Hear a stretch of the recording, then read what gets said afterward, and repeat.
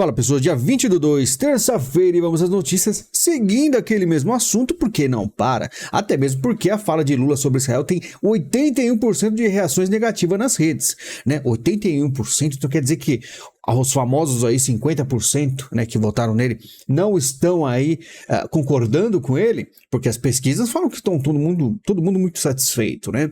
Em reunião, Lula revela a ministro por que fez fala sobre o Holocausto, que diz aí, segundo relatos, Lula afirmou aos auxiliares que sua declaração faz parte de uma estratégia de colocar um freio no que considera uma sanha assassina, tá? Então, com certeza, esses caras não dão ponto sem nó. É claro que teve aí uma questão proposital. Ele nunca citaria o Bigodinho de uma forma assim que você não sabe o que você está falando. Você tem um plano, né? Nos bastidores, Lula diz que fala que comparou Israel ao Holocausto foi proposital, tá? Então, você percebe que existe realmente aí um plano.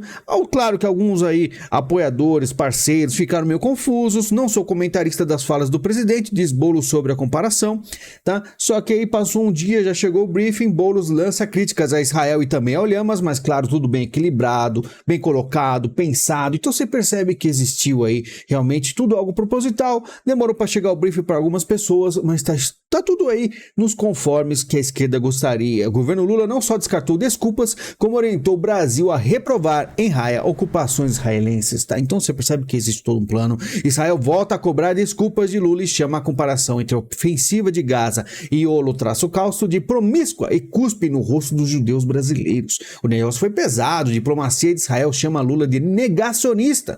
Olha só quem é negacionista agora, hein? Parece que as coisas inverteram. E aí tá a postagem, tá?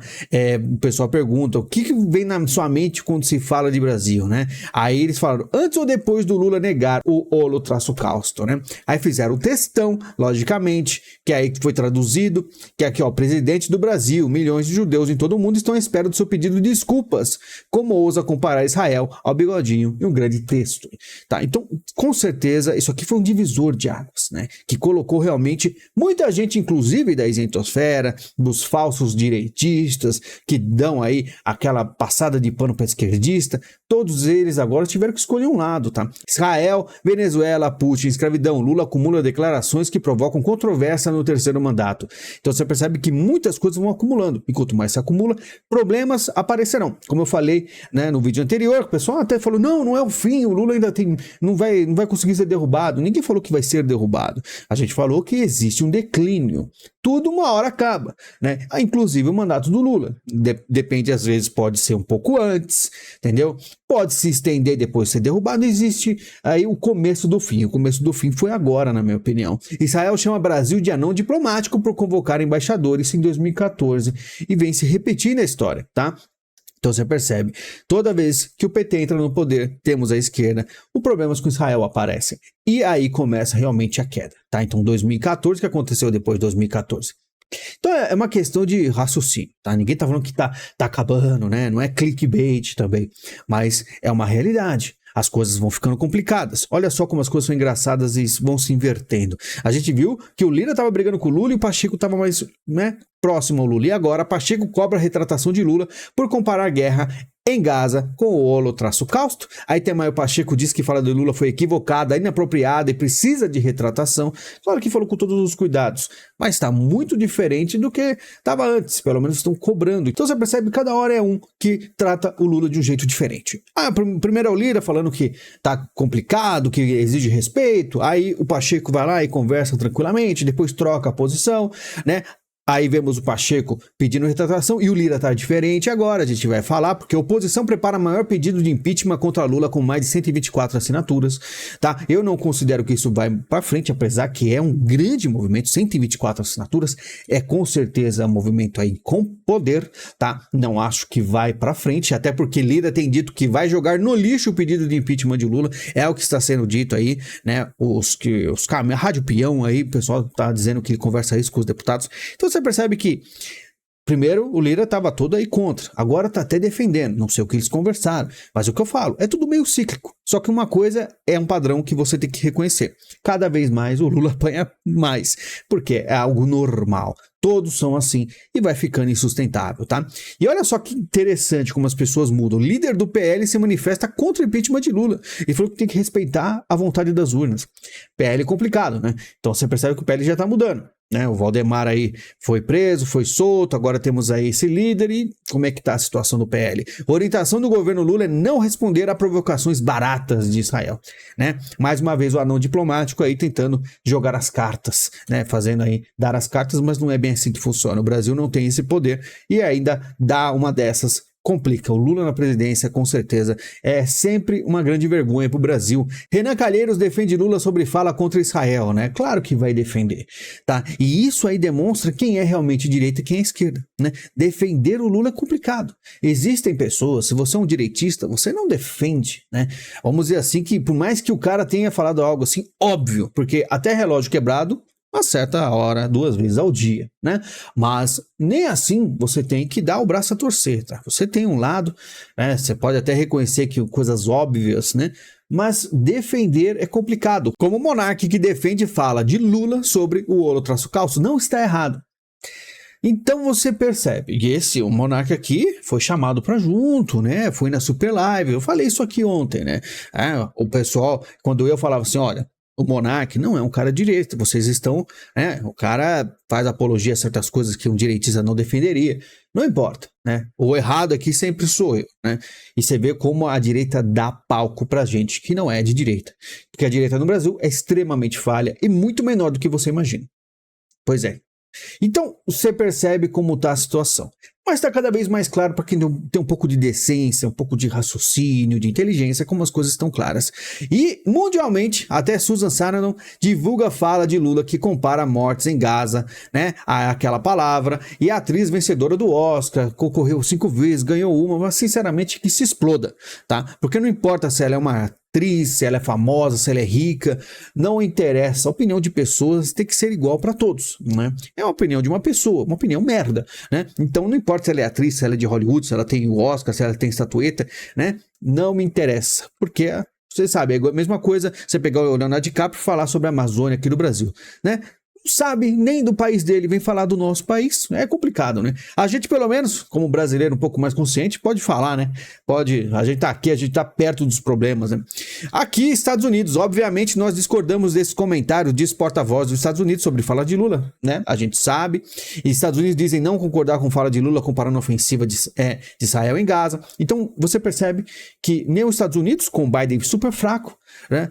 Dando aquelas rameladas, vai ficar do lado do Lula. Estados Unidos barram pela 3ª vez proposta da ONU, né, na ONU para cessar fogo em Gaza. Então você percebe aí que os Estados Unidos, por mais que aí o Biden dá aquelas fraquejadas, a opinião, a posição dos Estados Unidos é um pouco mais firme. Lembrando, o secretário dos Estados Unidos chega ao Brasil para encontro com Lula e reuniões do G20, e ele com certeza vai conversar sobre o conflito entre Israel e Hamas. Claro que ele vai falar daquele tipo, pô, Lula, vamos parar um pouco, assim como foi o Biden, né? Um dia perguntaram pro Biden lá se ele acha o Xi Jinping um ditador, ele falou que sim. Aí o Blink todo fez uma cara, não era para falar isso. O Blink é outro fraco, né? Mais fraco até do que o do Biden.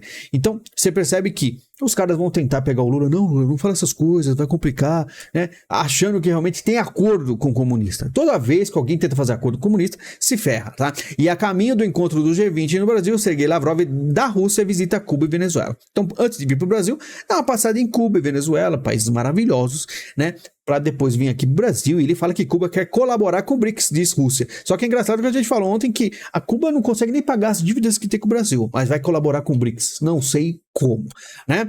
E Putin presenteia Kim Jong-un com limusine russa. Ditador norte-coreano teria gostado do modelo Auro Senat quando visitou a Rússia em setembro de 2023. Mas que coisa mais fofa, né? Uma coisa linda. Claro, cristalino para vocês, tá? Mas voltando ao Brasil, no Piauí, 17 detentos fogem da penitenciária após arrombarem cadeados. Parece que tá virando aí uma moda, né? Tivemos aquelas fugas do presídio federal. Esse aqui acredito que não seja, mas fugiu 17. Tá virando moda. Mas enquanto isso, uma notícia relativamente boa, né? Senado aprova texto base de projeto que proíbe saída de presos em feriados, tá? Placar de 62-2 a favor da proposta. Então, tá passando. as coisas realmente estão indo para frente. Mas Lula avisa Lewandowski que irá vetar projeto contra a saidinha. Tá? Então ele vai vetar. Só que aquela coisa, podem derrubar o veto. Só vai acontecer algo assim inusitado se o STF se meter. Aí não tem o que fazer. Mas por enquanto está tranquilo. Então pode vetar, o veto com certeza será derrubado, tá? E olha só que interessante, uma das matérias, o Estadão está demonstrando aí posicionamento bem diferente do que era no passado, né? E fazendo matérias como essa. Contador de Lulinha diz ter ganhado 250 vezes na loteria e admite trabalho para traficante do PCC. Defesa de Muniz Leite não foi encontrada, né? Olha só o que eles estão mostrando. Empresa fundada por líder petista na Câmara de São Paulo pagava 70 mil por semana ao PCC, diz polícia. Vereador nega as acusações. Na verdade, quando o pessoal da direita falava sobre alguma coisa de crime relacionada ao PT, né, era completamente calado. Aí o pessoal não podia falar, era proibido. E agora parece que a coisa mudou, porque o Estadão tá mandando isso aqui. E qual é a reação do povo? Vai cagar no Estadão. Aqui, ó, tá revoltado o povo. Mas qual é a notícia? Ele foi denunciado por algo? O filho do presidente fez rachadinhas, porque rachadinha é o pior crime do mundo, né? A pior coisa mais horrível. O cara ali, ó, pegou 250 vezes na loteria, né? Dentre outras coisas, mas fez rachadinhas? Lula mandou relógio e joias para o exterior? Eu queria entender o porquê dessa matéria. Não entendeu? Lógico que não entendeu, né, cara? Lógico que você não entendeu, né? Porque se não fez rachadinha, nem vendeu as joias, né? Que é a coisa mais, tipo assim, é você pegar o salário do seu funcionário. É algo errado? É algo errado, mas também não dá cadeia, rachadinha, uma coisa que ninguém te fala, né? É só devolver o dinheiro e não perde nenhum mandato. E a questão das joias, o presente que recebeu, vender. Também tá errado, não é para vender, mas você quer comparar as coisas, você quer comparar a direita com a esquerda, né? Se é que essas coisas foram provadas. Enfim, aí você começa a ter a noção, né? A gente tentou avisar, cuidado, senão o PT volta. Fizeram o quê? Piadinha, não é piada? Quero bem a Zetosfera tancar isso aí, porque os caras não estão de brincadeira. Quando o Lula faz essa movimentação, ele tem aí um monte de gente para defendê-lo. Ele tem esse motivo, e o motivo dele com certeza é muito forte, né? Pro lado dele. E aí eu quero ver o pessoal tancar, porque vamos dizer assim que certa parte da direita foi jogada para fora do jogo, né? Então vamos ver o que os caras se fazem, né? O pessoal da isentosfera, os social-democratas, aqueles partidos que só faziam cagada na direita, né? O Partido Novo, por exemplo, agora estão virando heróis. Então vamos ver até onde eles conseguem. Eu estou só observando. Enquanto isso, Carrefour fecha 123 lojas e tem prejuízo de 565 milhões no quarto trimestre. Então você percebe aí que a economia do Brasil está indo para o brejo. Você vê aí questões polêmicas absurdas aí no exterior. E isso tudo indica o quê? Enfraquecimento da esquerda, finalmente. Todo mundo, quando eu falo isso, porque não dá, porque não, tá muito cedo, que isso aí, o Brasil não tem mais jeito. Tudo bem, que o Brasil não tem mais jeito, não tem, porque se tivesse jeito, a direita teria poder ainda. A direita estaria no poder ainda. Se não conseguiu segurar 2 mandatos, a gente vai patinar. Então a gente vai ter social-democracia meia boca. É isso que temos, é isso que temos. Melhor que nada, melhor que nada. E por isso nós fazemos nosso trabalho aqui. Lembrando, agradecendo você que dá o like, eu nem peço para dar like, o pessoal dá bastante like, o pessoal que faz o Pix, o pessoal que compra no link da Amazon. Muito obrigado a todos que ajudam ao canal. Muito obrigado, a gente se fala em breve e até mais.